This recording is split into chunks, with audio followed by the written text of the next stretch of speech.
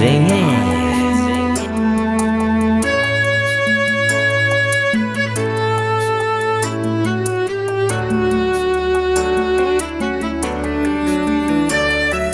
Ariko amin'olo ambadika agny mandraty anao fa zegny arotsawako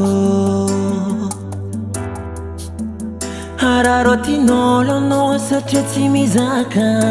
aza mamaly na tsy zaka Isan'andro no mitaregna amina tsisy pitia fa oeky le maina Tsy raha karaha zegny no andiagnariako anao chéri tiako fogna anao misy malaigna Mahereza anao chéri fomba ampialina raha karaha io Amin'olo anao mety tsisy valera fa aminanao volamena Niza reo viafa tsisy atakaliko anao malala Anao fanekeko fananaovako vady ambony altara Anao re fandara masoandriko Ndre maro tia olo mandraty raty anao fa za tsy alanao Anao re fandara masoandriko Ndre maro tia olo mandraty raty anao fa za tsy alanao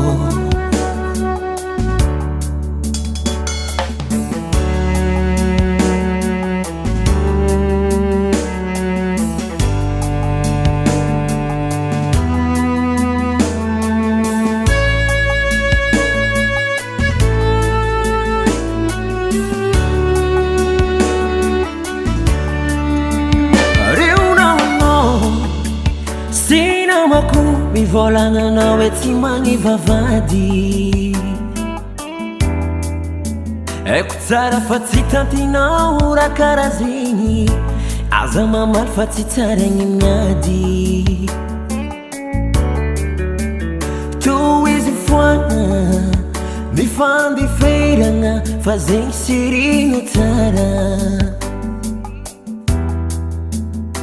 Aza magnaraka zy koragnin'olo aminao fa zavadinao foza ava